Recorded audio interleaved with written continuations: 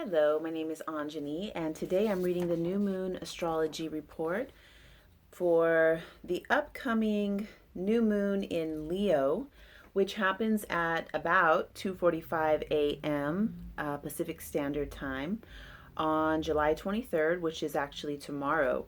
So, this is an image of the chart with some highlights of what I want to talk about today.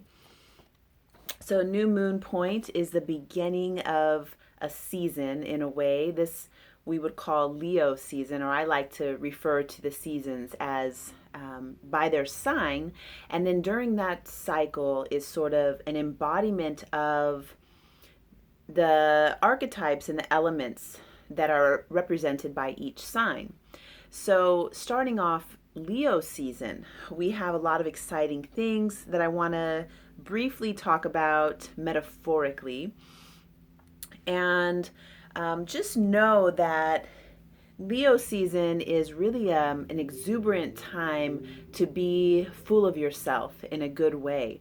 Not that, not like there's good or bad, but something that Leo always gets, I want to say, like, a bad reputation for being narcissistic, and the saying being full of yourself is a sort of a Leo.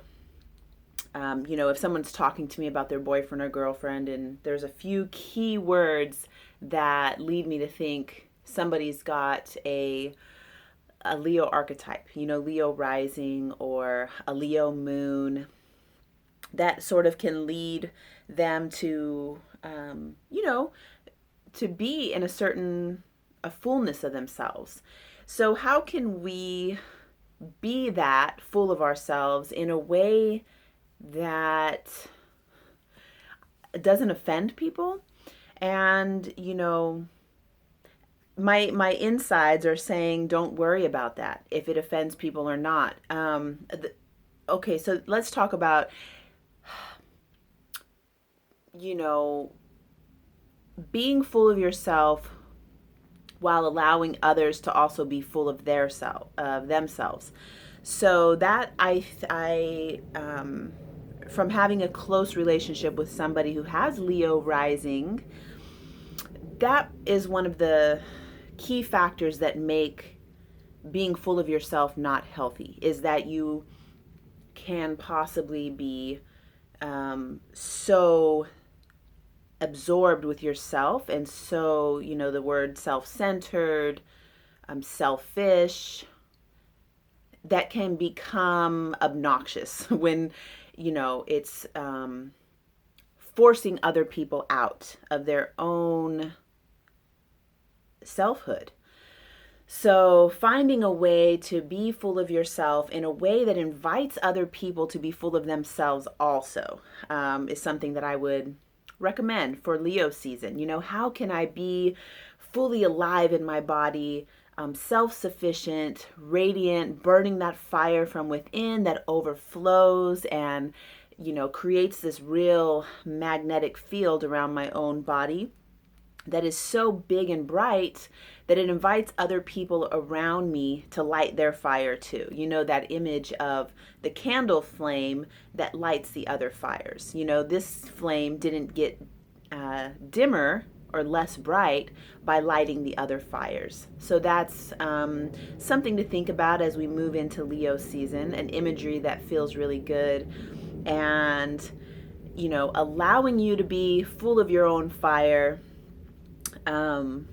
without putting out others' fire.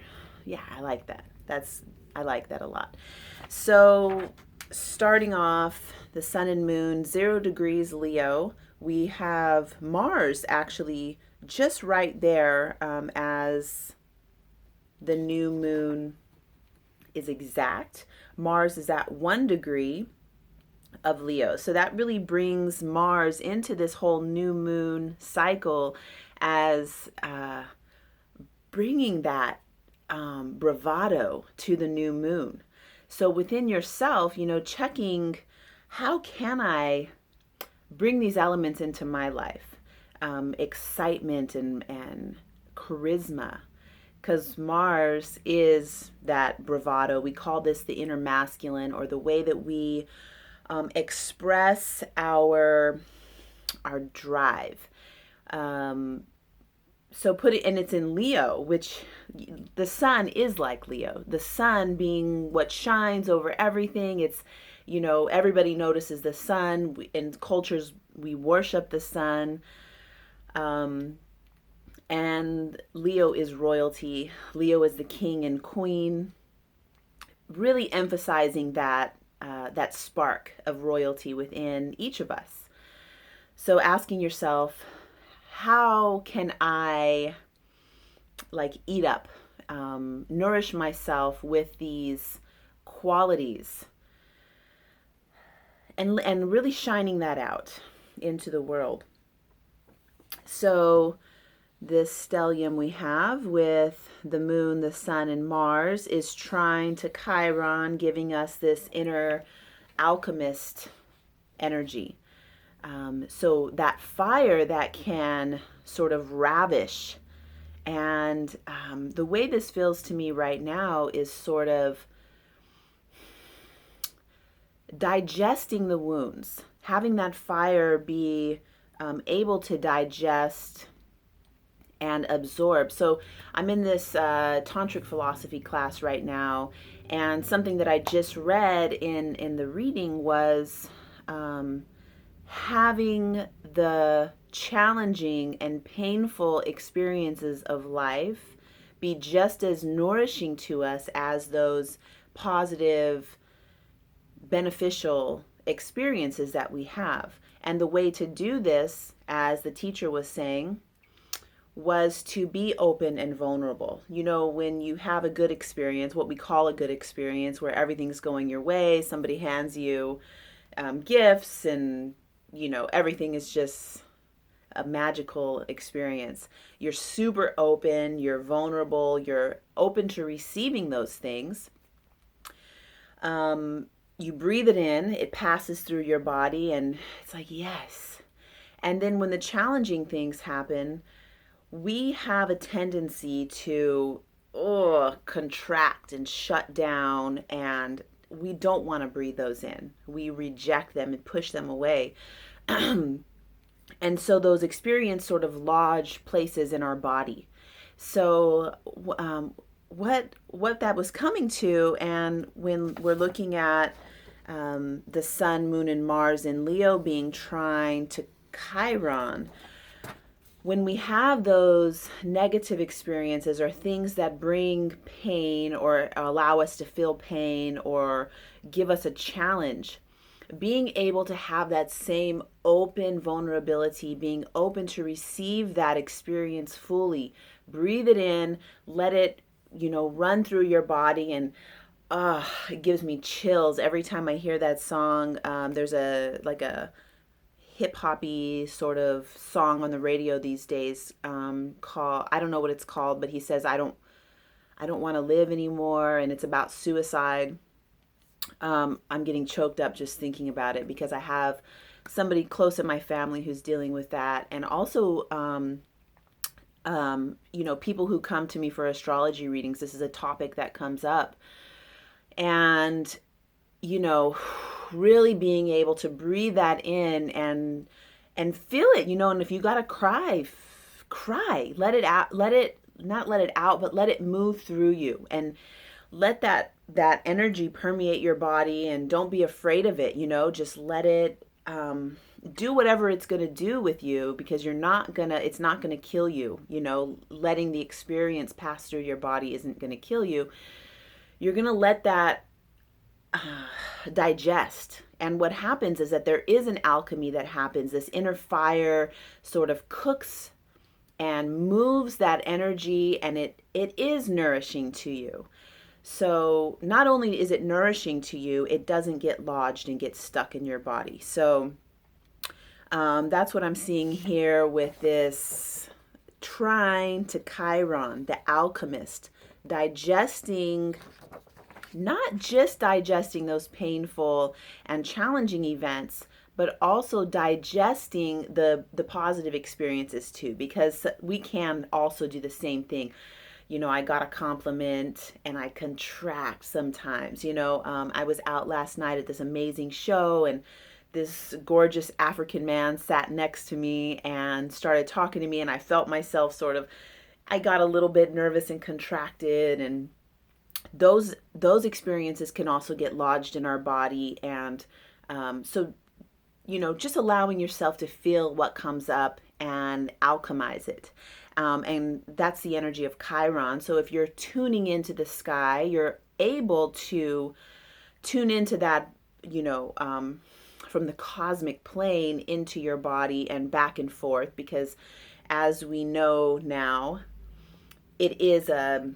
we are that, and that is, I'm not going to get philosophical here, so I'll stop with that. Anyhow, the next thing I wanted to talk about, we have Venus in Gemini, and it just so happens to be on the rising. So what's on the horizon at this moment of the new moon, being exact. So I like to call this today Venus rising, being directly opposite to Saturn. Saturn has been known as the father, the grandfather. What the school that I study astrology with is really calling this the circle of grandmothers. So bringing back that element of the grandmothers, the tribal elders, who actually were the ones who informed the chiefs and the head honchos about how to make a sustainable community, how to have sustainable farms, and these elders, the wise women, the goddess wisdom of the grandmothers is really what I'm focusing on as how we can get this back together, where we are no longer seeing separation and understanding that we are one whole unit. And when we're working from that framework, things flow just like the ocean moves in its own pattern and rhythm according to the sky and the moon, and getting back in touch with that original circle of grandmothers within ourselves, and honoring and respecting that grandmother energy, not just in women, but definitely giving honor and respect to women as the embodiment of this goddess wisdom is definitely one way for men and for women. I suggested to a friend of mine to write a letter explaining the way that he has honored women, the way that he has honored the goddess energy, and women being the embodiment of that. And just writing out, letting what comes, because in men, you have that equally as women do. You have that goddess wisdom within, equal to what women have. So connecting with that within yourself, writing a letter, I find to be very helpful, because I did that with my inner Mars, wrote a letter, and it turned out being, I wrote some apologies for, things that I was apologizing for, and sort of reclaiming my own connection to my masculine. So recommending that right now, because we got Venus rising, opposing this circle of grandmothers, the inner authority. So working with that in your own sort of way. There's also a grand fire trine in this new moon. The grand fire trine being anchored over here with Saturn, the inner authority, being anchored down here with Mercury, who's right next to the North Node. Could say a ton of things about that and our destiny as a global community, where we're going and how we're communicating about that and sharing knowledge and sharing information. And then over here, we have Uranus anchoring the Aries point. And so this is what we call a grand fire trine. So allowing that fiery energy to come through yourself during this new moon cycle. I think that's all I want to say. If there's anything you want me to elaborate on, please feel free to leave any comments in the questions. I always answer them. I love connecting with everybody who reaches out to me, even when I get those really, I get sometimes different comments that sometimes don't have anything to do with with what I'm talking about, but I entertain it all because it's all good to me. So in one way or another. Thank you so much for watching the video. Please like the video, subscribe to my channel. I do a lot of really cool things with people. So, you know, sometimes I'll ask you for your chart and give you a little mini reading, or sometimes I do giveaways. So keep up to date with me. I look forward to connecting with you soon.